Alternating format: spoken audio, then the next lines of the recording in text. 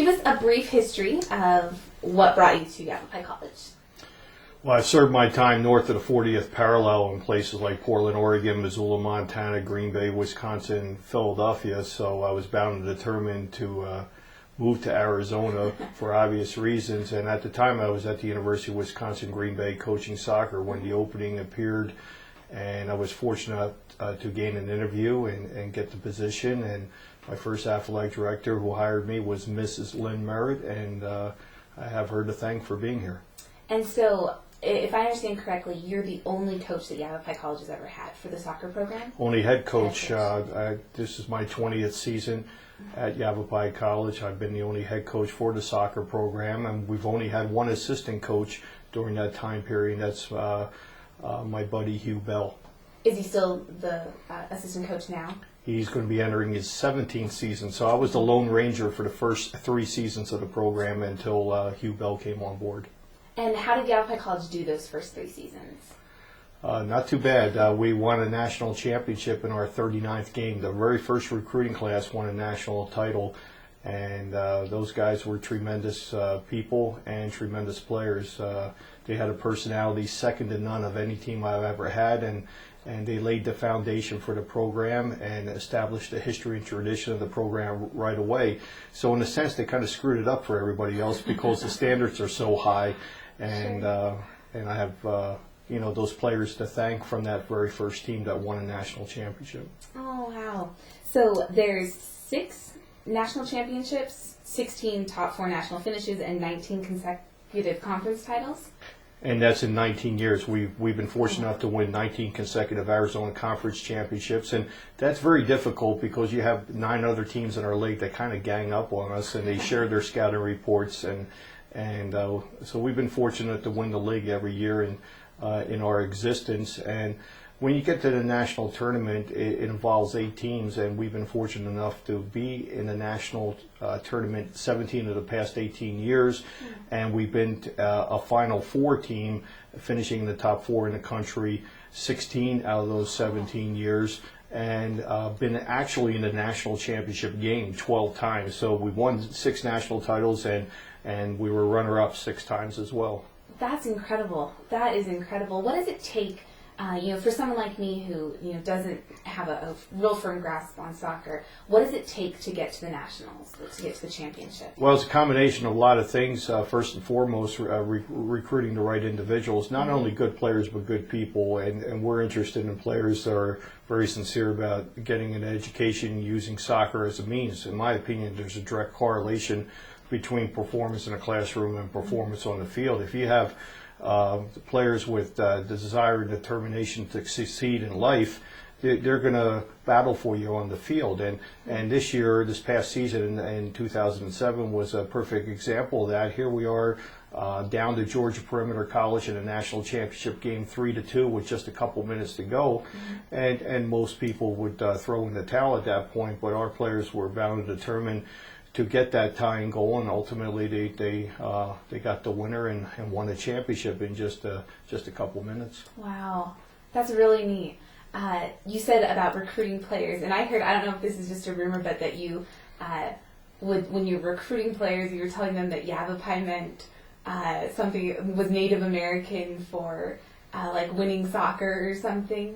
Well, in the early days, quite simply, when I was down in Phoenix, starting the initial recruiting process, a lot of individuals, both parents and players alike, really did not hear of Yavapai College. You got to consider this is in the late '80s when the program started, and Yavapai was a 2-lane road coming to the college at the time, and a lot of people did not hear of our nice school here. So as a result, I used every ploy possible to gain the interest of the individuals, and I told them, because they mispronounced the name so many times, now it's kind of a household name, but at the time they called it Yavapai and all sorts of things, so basically, no offense to the Native Americans, but I said Yavapai was a Native American term that meant winning soccer, and they bought it. Oh my goodness. So what do you look for when you're recruiting players? Well, somebody that has a dynamic on-the-field personality, if I'm going to go to a soccer game and watch 22 players run up and down the field, who stands out, who's dynamic? It's not necessarily the goal scorer or the goalkeeper, but somebody who stands out and somebody that has a dynamic personality on the field. But there's more to it than that. Like I mentioned previously, somebody that is very serious about using soccer as a means to get an education, and then also somebody with a personality. If I get to get on a bus ride for 5 hours to Yuma, then I'd like to talk about world events or something to that effect. And it's got to have I want players to have a personality and that have a mind that can that we can converse with and have a good time along the way down. Oh, that's great. So I'm going to backtrack a little bit just to when Yavapai College first started the soccer program. Give us kind of a feel of, did we have a lot of things, or was it a pretty just small, fledgling program? Like obviously when it first started it was, but what was it like to coach the very first team? Well, I was fortunate by the college to start a year before our very first game, and it allowed me to bring in the right type of individuals, do a lot of scouting, do a lot of recruiting. And when I was at the 4-year university level, I had an idea what it took to win a national championship because I was back at the national tournament actually recruiting players. And so I had an idea exactly what it took to not only to succeed here in Arizona and win our league, but also to compete at a national level. And it was interesting, that very first team, because I would tell them on many occasions, no, we're doing it this way. This is the way it's done around here. And they're going, Coach, what are you talking about? We're the first team. So we established the foundation early and set the high standards early. And the players were bound and determined to succeed. And that very first recruiting class to win a national championship, that's storybook in itself. Wow, that's neat. What about Yavapai College, like the campus and stuff? What was here in 1980? I mean, that was before I was born, but was it still a pretty small campus? Did you guys play on which soccer field? The community itself was a one-horse town. Now it's up to 4 horses, but the campus, I remember when I first walked in, it was around 6 buildings. Now it's up to 26 buildings. So it was a very attractive place. In the early days, I used to take a certain route when I brought parents and players onto the campus because I was kind of embarrassed about certain areas. Now it doesn't matter what direction or where you go because it's a beautiful campus here in Prescott. Now, the very first game was played outside of Arizona. We played St. Louis Forest Park. They were ranked number 3 in the country, and we won our very first game 4-3 against the number 3 team in the country. Our very first home game was played on guaranteed win night. We played Victor Valley Community College of California and won 13-0. And what was interesting about that game, we even had 8 cheerleaders at the game. We had the music department brought a little Dixieland band there. Anything to do to get people to come to the game. And of course, our players were understood about public relations, and all throughout the preseason, they went around the community passing out pocket schedules and stimulating interest about our program. So we had a very good crowd at our game, and the very next night we won 6-0. And I don't have post-game speeches. If a player runs up and down the field for 90 minutes, the last thing they want to hear is a coach after the game assess the game. So the crowd comes right onto the field and say hi to the players and so forth. And I remember on the second night of the second home game, a person came up to me, Coach, you only won 6-0. What happened? So obviously we had to educate the community about the sport, and we have a loyal following, to say the least, both at Ken Lindley Field, where we played the majority of our home games in Prescott, as well as the Prescott Valley Amphitheater, which is our secondary home. Okay, that's neat. So the community then, even back then, after it started gaining popularity and stuff, I know for sure, seen games. I've had people ask me since, I go here, when are games and stuff. So you feel there's a lot of community support behind the soccer program? Well, there's no question, and our players are involved in the community in so many ways and fashions. the basic stuff like doing free clinics for the youngsters in town, both in Prescott Valley as well as the Verde Valley. Also helping out with the youth soccer tournaments and doing a wide variety of things. I go around to the public service groups and talk about the players and talk about the program as well. And we're out there in the community, and I feel that when the fans come to the game, they have a real attachment towards not only the program but the players individually. So that's why it's important to bring in good people as well as good players to portray a positive image in the program and as well as on campus. Oh, that's really cool. So, just a couple, last questions. Does the Philly stand for Philadelphia? On your webpage for Yavapai College, it's Mike Philly Pantalione. Is that for Philadelphia, or what is that little nickname there? Well, I attended the University of Montana from Philadelphia. I left Philadelphia when I was 17 and went to the University of Montana School of Journalism and I also played on the intercollegiate baseball team. While they had a team, they no longer have baseball at the University of Montana. And one of my teammates nicknamed me Philly because I was always running around with the Philadelphia Phillies baseball cap, and that nickname stood. And in a sense, it has stood also for soccer from the standpoint of some of the great players of the world. Have one-word names like Pele and so forth. I'm not a great player. I'm proud to say I was an amateur soccer player, not a professional. But the name Philly is kind of coined around the soccer circles in a sense because nobody knows how to pronounce my last name anyway. It's a lot easier.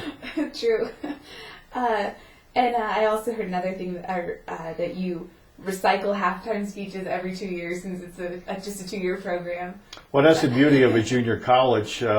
We have odd year speeches and even year speeches, and there's some yelling done on more occasion than the other. But the beauty of junior college soccer coaching is the players don't get tired of me, and I don't get tired of them. They're in and out of here in 2 years. By the third year, I get a feeling the players would have all the answers. They would know. Oh, that's great. So what would you tell someone who is trying to succeed in soccer for, an upcoming player who's, wants to do soccer? What would you tell them to do? Well, tomorrow's promised to no one, and to, give it your best each and every day, whether it's on the field or off the field. In addition to that, the sport of soccer is promised to no one in a sense. You never know when it's going to be your last game. You could have a career-ending injury and so forth. That's why education is very important. That's why, we strongly emphasize it's a dual commitment when players show up here. They got to have a sincere interest in school as well as soccer, and it's got to be a dual commitment. They can't just rely on soccer for them to succeed in life. Now, some of our alumni obviously have made a living playing soccer. We have numerous players that played professionally. We've had a few players that played in the World Cup recently in Germany in 2006. Obviously that's a small percentage. What we're all about is moving our players on to big-time universities and hopefully they'll acquire their degrees and eventually make more money than me, which should be pretty easy. That's great. Who's played professionally? Just currently, for example, in Major League Soccer, which is the top professional league in the United States, Alan Gordon plays for the Los Angeles Galaxy, and he also has another former Rough Rider, Michael Randolph, that plays for the Los Angeles Galaxy. Avery John plays for the New England Revolution.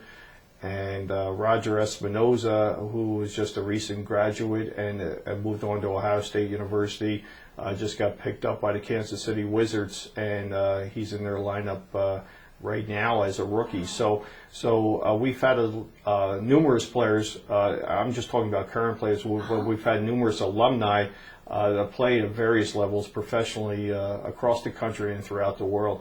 That's really, really interesting. And they started here at Yavapai College. They're kind of there. This is where they kind of learned, the discipline and the organization that it takes to succeed at a high level. We don't have too many rules, but one rule is you better be on time. That's good.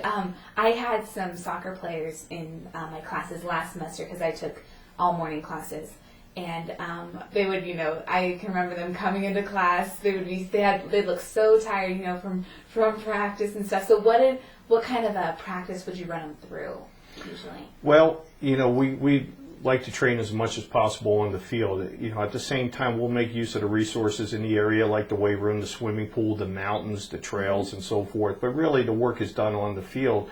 And in order to get as maximum amount of work in as possible, we have 60, 70 soccer balls at a practice session to eliminate the dead time. Our practices are 2 hours or less because they have other responsibility, like going to class, homework. They also have a social life. There's traveling schedules involved and so forth. So our training sessions are 2 hours or less. And in order for us to have a quality training session for 2 hours or less, it's my job to be organized, have goals and objectives for that session, but also have the proper equipment at their disposal in order to eliminate the dead time. That's why we have soccer balls all over the place and they're flying all around. One thing for sure, you don't want to be a goalkeeper on this team because it's a lot of work. Oh, that's so neat.